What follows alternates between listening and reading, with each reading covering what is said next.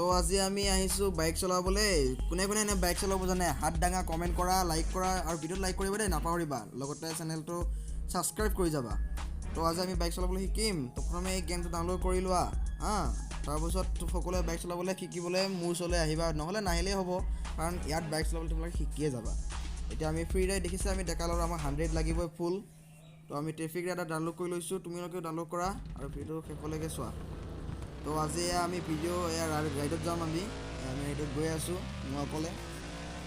এটা সময়ত তুমি এই ৰাইডাৰ যোনে চলাই আছে এটা সময়ত তুমি হ'ব লাগিব তো আমি গৈ আছোঁ ফুল স্পীড, ফুল পিক আপ, 140, 145, 150, 160 কিলোমিটাৰ পাৰ আৱাৰ গৈ আছোঁ আমি ফুল স্পীড। মই চলাই আছোঁ বৰ্তমান।